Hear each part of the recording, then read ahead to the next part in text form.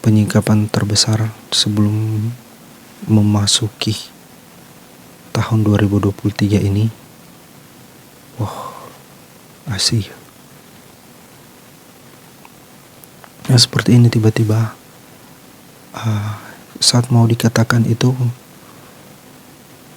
Tuhan, saya percaya Tuhan lindungi diri saya, pagari bentengi rumah ini dengan malaikat sorga yang turun menjaga rumah saya, menjaga wawancara saya saat ini. Alat kamera yang saya gunakan, Tuhan tutup bungkus lindungi. Lightning, mic, semua yang saya gunakan, agar pesan ini bisa didengar oleh semuanya dan menjadi satu peringatan untuk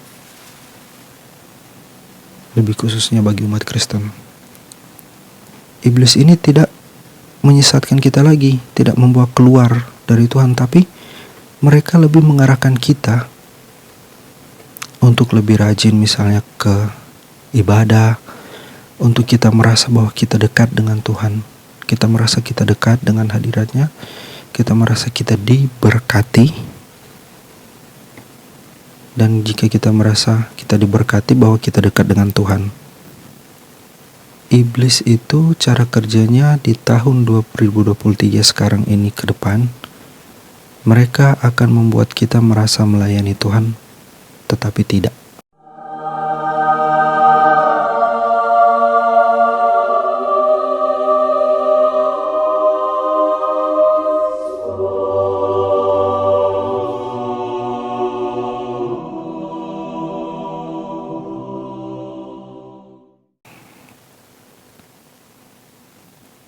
Tuhan Yesus, terima kasih Tuhan izinkan sampai bisa ada sampai saat ini.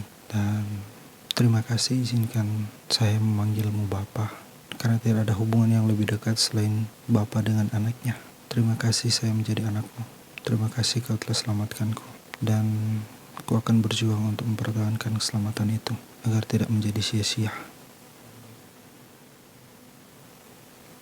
Oke. Jadi hari ini 228 tanggal sekarang 15 Januari jam 2.28 atau setengah 3 pagi. Kemarin tanggal 14 Januari saya mengalami, lebih tepatnya saya mendapat sebuah mimpi. Dan sebelum saya ceritakan ini mimpi saya, ini saya juga sudah sempat share dengan istri saya tentunya, dan minta pendapat dia bagaimana kalau saya tuangkan dalam video, biar juga bisa memberkati banyak orang dan agar kita semua bisa berjaga-jaga. Oke, saya mulai. Jadi tanggal 14 Januari itu tepatnya di pagi hari sebelum terbangun, saya mendapat mimpi mungkin sekitar jam 5, jam 6 pagi. Karena saya ingat itu matikan alarm jam 4 pagi. Kemudian saya tidur lagi, dan sebelumnya saya belum sempat bermimpi apa-apa. Nah, di mimpi saya ini saya dibawa di suatu tempat, dan tempatnya itu saya kenal. Kayak di daerah rumah lama saya ada sebuah gedung, tuh kayak gedung pertemuan. Nah, kalau cerita begini, maaf sebelum lanjut, saya sering merasakan apa yang ada, dan saya sering melihat apa yang lebih ke spirit. Tapi itu sudah biasa. Kalau dulunya waktu baru pertama kali mengalami, mungkin agak merasakan ada sedikit perasaan takut. Tapi setelah saya lebih mendekatkan diri dan lebih mengenal Yesus, fokus saya kepada Yesus, dan hal-hal itu sudah tidak menjadi lagi satu halangan dan ketakutan bagi saya. Oke, saya lanjut. Sebuah gedung pertemuan di rumah lama saya, daerah rumah lama saya, dan saya ingat di situ ada satu acara. Saya ada beberapa orang di situ sedang ada mengikuti lomba. Daerah itu ada gedung, ada dapur, dan ada ruang aulanya di tengah. Oke, dan saya melihat istri saya yang akan mulai bertanding. Oke, saat namanya dipanggil, saya hanya melihat sebentar saja. Sebelum dia mulai, ada sesuatu yang menggerakkan hati saya, suruh ke belakang. Oke, anehnya saat saya ke dapur itu, saya ke kamar kecil. Tapi waktu lihat toiletnya itu, kok kecil sekali, kayak tidak layak. Nah, setelah di dapur itu saya keluar. Saya keluar itu, saya ingat sekali saya bertemu dengan seseorang. Ya, terus saya katakan, ada perlu apa di sini? Dan dia hanya tersenyum kepada saya. Nah, dan setelah itu langsung abstrak, kayak scene-nya berpindah. Saya langsung dibawa ke satu tempat. Itu kayak ada rumah panggung.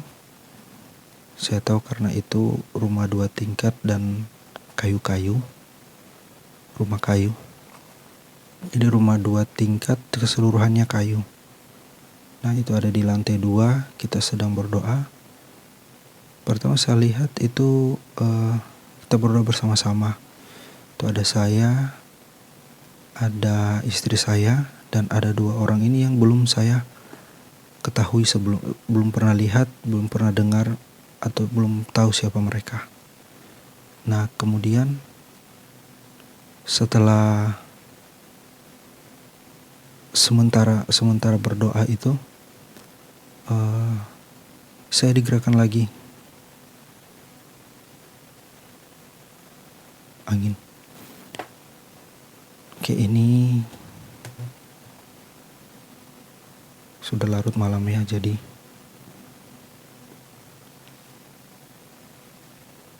suara-suara makin jelas. Jadi ya begitulah.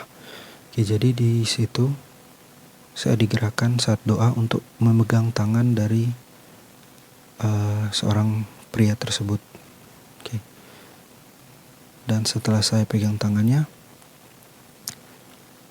waktu mimpi itu saya mengerti apa yang mereka katakan, apa yang sedang didoakan. Nah, tapi setelah bangun, saya lupa apa yang diperkatakan itu, tapi saya mengerti. Nah, itu bagaimana masuk akal.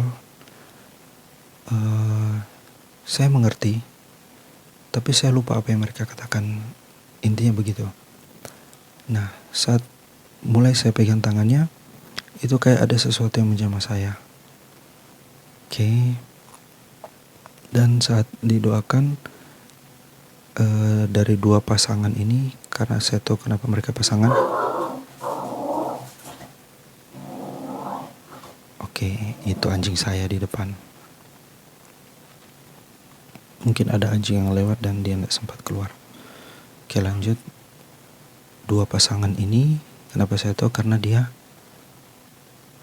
bersama, cowok dan cewek, sudah berumur mungkin sekitar 40-an. Nah, yang ceweknya ini memegang pundak saya, tangan kirinya, terus sambil doakan, kayak tumpan tangan begitu. Jadi dia doakan, kita berdoa sama-sama. Dan setelah itu berdoa, selesainya kita berbincang seperti biasa, tapi saya bicara padanya dalam bahasa Inggris.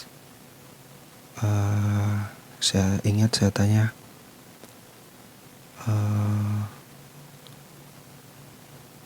how can you founding your ministry? How intinya bagaimana cara Anda mendanai penginjilan Anda, pelayanan Anda berdua? Dan mereka hanya tersenyum. Kemudian saya tanya, it's just like Darlene Ministry? Maksud saya itu salah satu vokalis yang sudah keluar dari band rohani. Mungkin kalau orang Kristen banyak tahu. Oke. Saya tanya, dan mereka juga hanya senyum kepada saya. Dan kita sempat berbincang, tapi dalam bahasa Inggris. Saat itu saya mengerti, tapi pas bangun saya lupa apa yang kita perbincangkan. Nah, kemudian saat saya melihat lebih jauh lagi tentang mereka berdua ini, mereka berdua seperti bukan seperti, tapi mereka berdua orang asing, maksudnya orang barat, atau kita kenal dengan bule. Nah, itu penginjil dari barat, dari luar negeri yang datang, mereka suami istri. Sekian banyak penginjil yang saya lihat, saya dengar khotbah atau diceritakan, saya tidak pernah melihat mereka berdua. Saya tidak tahu, saya tidak kenal mereka berdua ini siapa. Oke. Tapi dalam hati saya dari saat kemarin itu sampai cerita dengan istri juga, saya merasa mereka seperti sosok malaikat. Oke. Tubuh saya mulai merinding kalau cerita tentang spirit. Saya sering share dengan istri saya juga tentang spirit, langsung kayak saya merasa kayak masuk bersentuhan dengan dimensinya mereka. Oke. Jadi pengertian dari mereka berdua ini yang saya dapat adalah dari dalam hati dan pikiran saya itu muncul bahwa mereka berdua ini ada sosok malaikat yang datang mendoakan dan mengurapi saya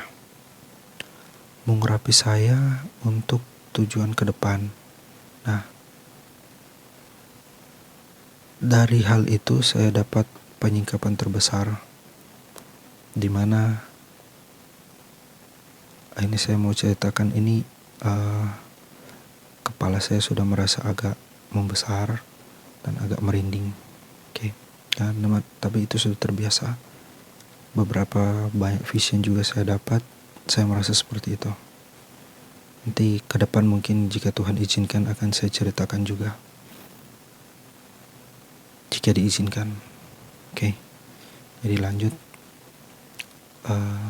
Dari mereka berdua ini saya dikasih tanam satu pemberitahuan.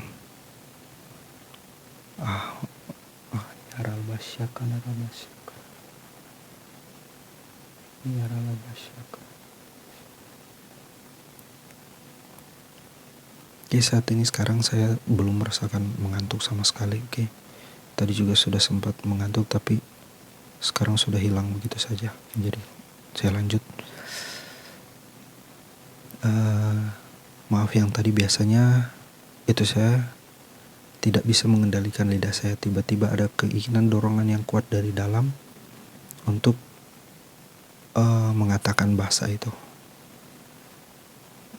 Kalau kita kenal biasanya bahasa roh. Oke. Itu saya tidak bisa kendalikan lidah saya. Sekali lagi, itu berbicara dengan sendirinya. Jika saya semakin tahan, itu semakin kuat. Oke. Jadi lanjut. Jadi penyingkapan terbesar sebelum memasuki tahun 2023 ini, asih. Nah, seperti ini tiba-tiba saat mau dikatakan itu, Tuhan, saya percaya Tuhan lindungi diri saya, pagari bentengi rumah ini. dengan malaikat sorga yang turun menjaga rumah saya, menjaga wawancara saya saat ini. Alat kamera yang saya gunakan, Tuhan tutup bungkus lindungi. Lightning, mic, semua yang saya gunakan, agar pesan ini bisa didengar oleh semuanya dan menjadi satu peringatan untuk lebih khususnya bagi umat Kristen.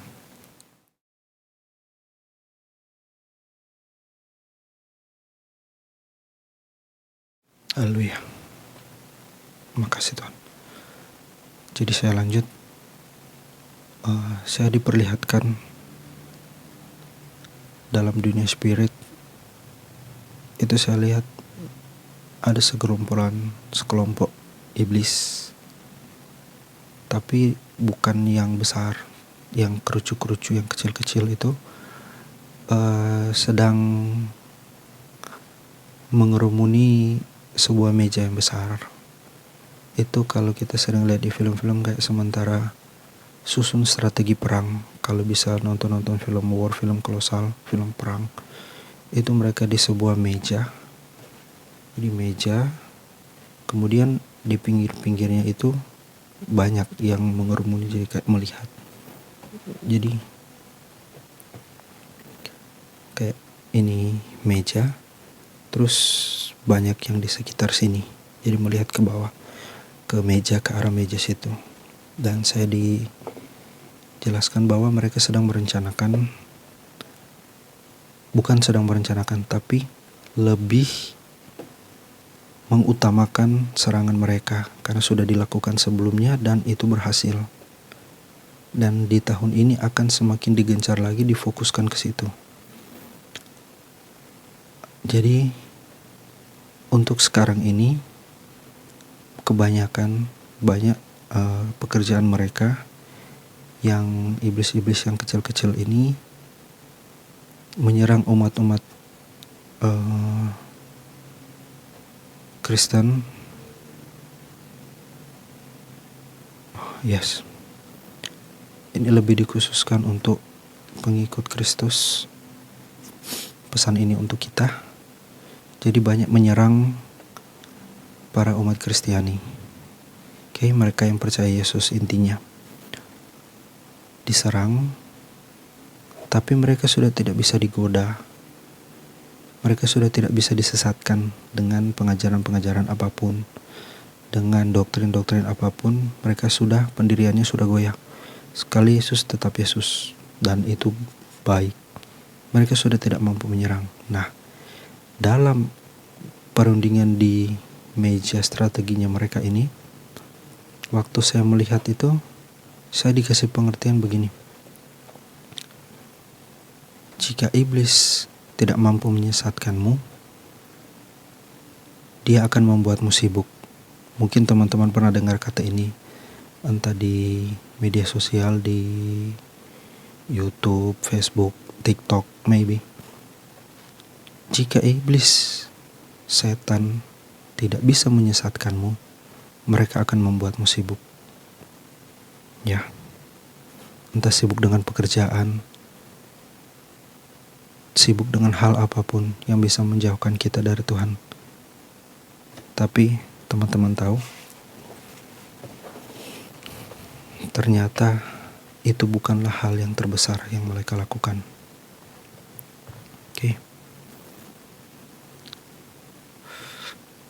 Memang benar mereka melakukan itu, tapi ini ke next levelnya. Setelah mereka membuat kita sibuk, mereka membuat kita itu merasa seperti kita melayani Tuhan. Dan ini bagian kehancuran terbesarnya. Masih record. Ini bagian kehancuran terbesarnya, di mana mereka tidak lagi mengontrol kita, tapi mereka mengarahkan kita seakan-akan kita merasa di jalan yang benar. Seakan-akan kita sedang menyembah Tuhan. Seakan-akan kita sedang melayani Tuhan. Bisa mengerti sampai sini? Jadi iblis ini tidak menyesatkan kita lagi, tidak membawa keluar dari Tuhan, tapi mereka lebih mengarahkan kita untuk lebih rajin misalnya ke ibadah, untuk kita merasa bahwa kita dekat dengan Tuhan, kita merasa kita dekat dengan hadiratnya, kita merasa kita diberkati. Dan jika kita merasa kita diberkati bahwa kita dekat dengan Tuhan, ada satu titik di mana pengalaman ini juga saya alami di gereja saya juga, di gereja lama, gereja baru, enggak juga sih, sekarang juga bergereja, tapi saya lebih bertumbuh dalam pelayanan, dalam kegerakan yayasan.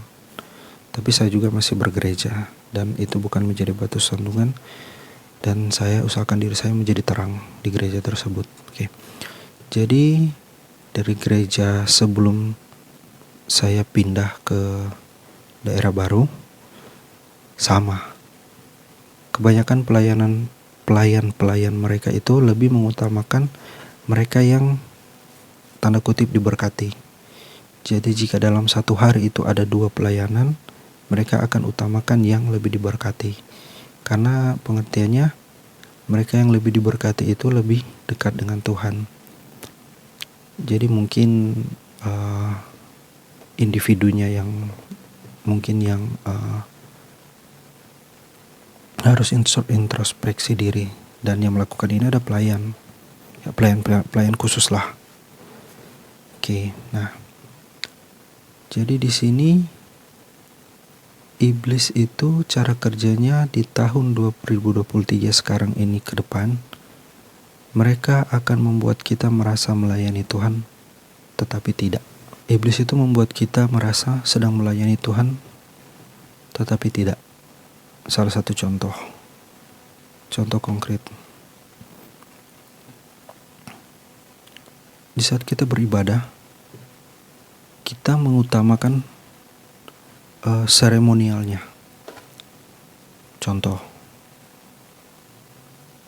kemarin Natal. Ya, kita memang dalam Alkitab, dalam perintah, dalam ajaran Yesus Kristus sendiri, tidak diajarkan untuk melayani, untuk merayakan hari kelahirannya. Tapi dalam adat kita, kebiasaan kita itu, kita merayakan hari kelahiran. Merayakan itu tidak masalah.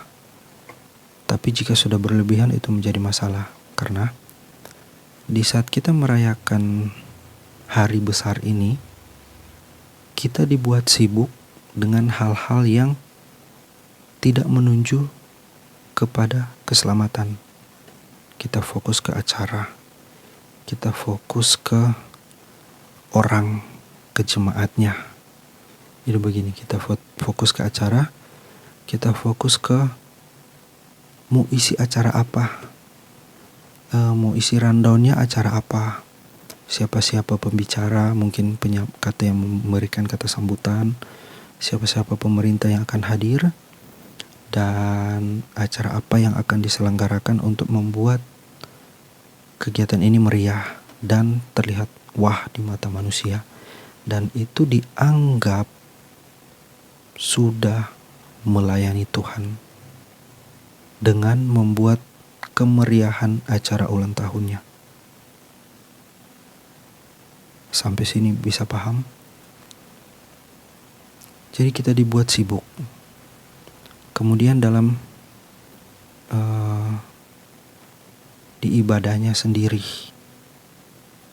porsinya untuk mendengar firman Tuhan, itu khotbah yang diberikan lebih ke menyenangkan hati jemaat. Oke, kita ambil konteks Natal. Salah satu contoh itu juga saya merasa kasihan juga. Kenapa orang-orang yang jarang hadir di ibadah. Saat di Natal dikatakan, wah ini jemaat tahunan, jemaat ini datang setahun sekali. Dan secara tidak langsung dihakimi di atas mimbar khotbah gereja. Oke. Kenapa kita tidak, jika ada jemaat yang jarang datang beribadah, kita rubahlah. Kita dekati, tanya kenapa. Bukan malah, wah udah gak hadir-hadir di ibadah kenapa? Atau kita menghakimi dia sejauh dari Tuhan. Janganlah. Oke, itu. Jadi khotbahnya itu juga begini. Wah bagaimana tahun ini kita makin diberkati, semoga tahun depan juga Tuhan akan memberikan berkat yang melimpah lagi buat kita. Oke, jadi itu khotbahnya dari jemaat, untuk jemaat, dan ya bagi jemaat. Tidak ada menitik beratkan untuk keselamatan dan kasihan umatku binasa karena tidak mengenal aku, kata Tuhan. Di situ. Jadi dalam seremonialnya itu tidak lagi memfokuskan ke Tuhan, tapi ke manusianya, membuat jemaat itu nyaman dengan acaranya, seremonialnya itu. Itu salah satu contoh iblis membuat kita merasa kita melayani Tuhan. Ya. Kemudian contoh konkret juga untuk yang sudah kita lewati, semoga dirubah. Oke. Jadi begini.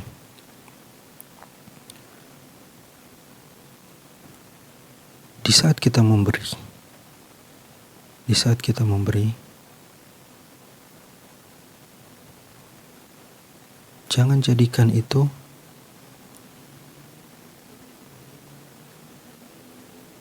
sebagai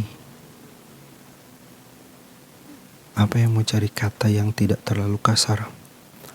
Jangan jadikan itu sebagai berhala atau seperti ya orang-orang dunia yang katakanlah seperti yang kedukun, seperti kayak sesajen. Jangan berpikir kita memberi lebih, kita akan diberkati lebih. Itu motivasi yang salah. Itu motivasi yang salah. Oke. Bahkan Yesus saja sendiri mengatakan perempuan ini yang saat dia memberikan persembahan di bait suci, dia memberi dari kekurangannya. Tapi yang lain banyak memberi dari kelebihannya. Jadi di saat ada yang memberikan persembahan lebih, itu lebih dihormati, disegani di gereja. Tapi jika ada yang memberi kurang, bahkan di bawah, padahal jemaat tersebut memberi dari kekurangannya. Oke. Nah, seperti itu. Jadi sering juga kita memberi penghakiman kepada orang-orang tersebut, pada jemaat-jemaat tersebut. Jadi mungkin ke depan kita lebih merubah pola pikir kita, bagaimana kita melayani Tuhan. Layanilah Tuhan dengan cara, jika tangan kananmu memberi, tangan kiri tidak usah tahu. Dan jika ada yang menampar pipi kirimu, berikanlah pipi kananmu. Mari kita sama-sama melayani Yesus dengan benar. Jangan jadikan pendeta itu satu patokan. Hamba Tuhan itu satu arah kita untuk mengenal Yesus. Kalau kita melihat manusia, kita akan kecewa. Jadikanlah Yesus satu-satunya patokan hidup. Bagaimana caranya?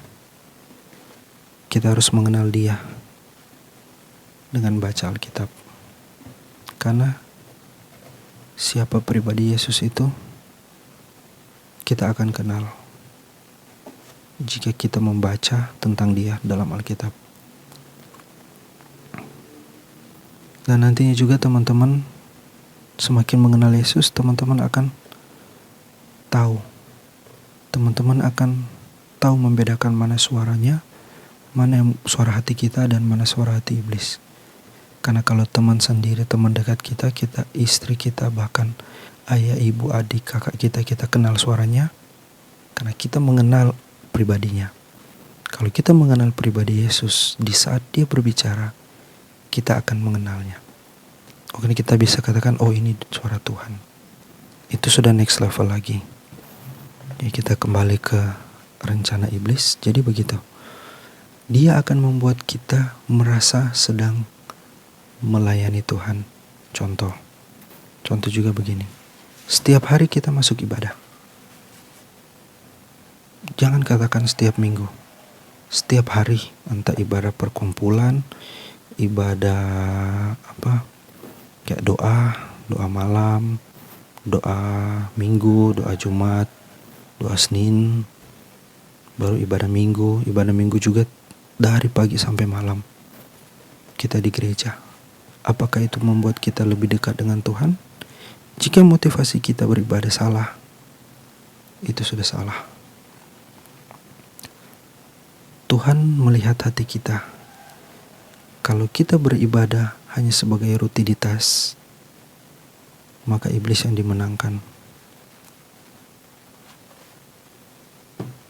Jadi kita itu menjadi umat Kristen seperti benih yang ditabur. Ada yang ditabur di jalan, terus datang burung-burung memangutnya, dan benih itu habis, hilang.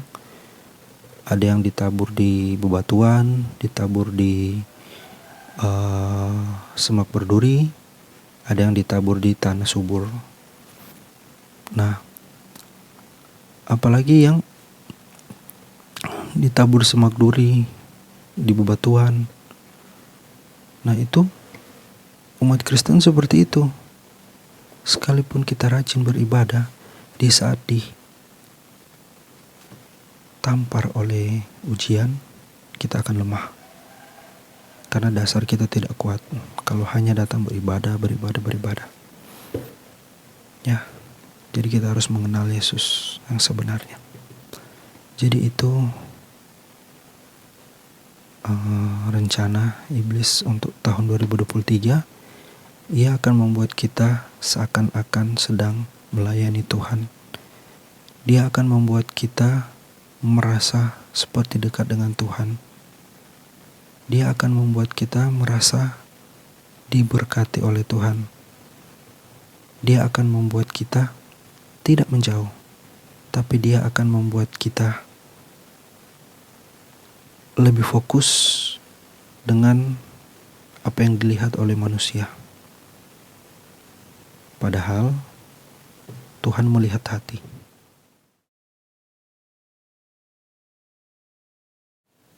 Jam 3 guys, jam 3. Oke, tes, cek.